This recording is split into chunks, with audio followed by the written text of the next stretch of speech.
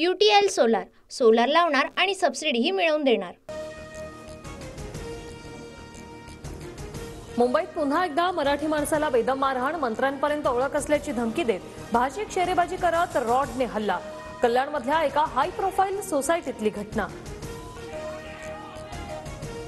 कल्याणमध्ये मराठी माणसाला झालेल्या मारहाणीनंतर स्थानिक आक्रमक, मारहाण करणाऱ्या अखिलेश शुक्लाला अटक न केल्यास उद्या डीसीपी कार्यालयावर मोर्चा काढण्याचा इशारा। भाजप युवा मोर्चाच्या कार्यकर्त्यांकडून मुंबईतील काँग्रेस कार्यालयाची तोडफोड, काँग्रेसने बाबासाहेब आंबेडकरांचा अवमान केल्याचा भाजपचा आरोप।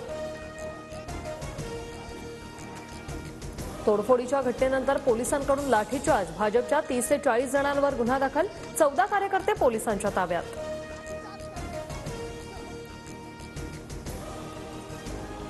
कार्यालयाच्या तोडफोडीनंतर काँग्रेस कार्यकर्तेही आक्रमक, भाजप विरोधात जोरदार घोषणाबाजी, भाजप काँग्रेस कार्यकर्ते समोरासमोर आल्याने काही काळ तणाव।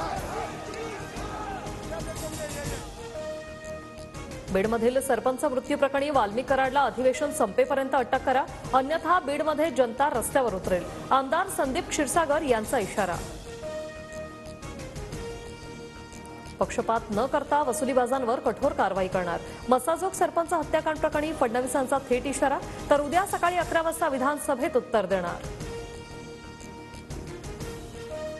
मार्कडवाडीत बॅलेट पेपरवर मतदान करण्यासाठी लोकांना धमकावलं गेलं, मुख्यमंत्री फडणवीसांचा आरोप, तर दादागिरी खपवून घेतली जाणार नाही, फडणवीसांचा इशारा।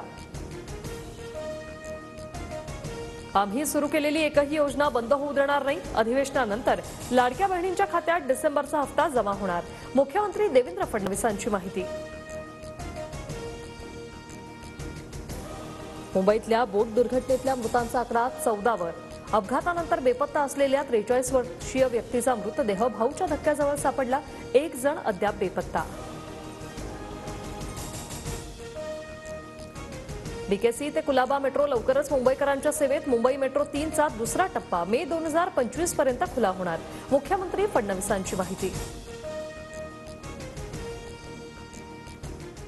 UTL सोलार सोलार लावणार आणि सबसिडीही मिळवून देणार।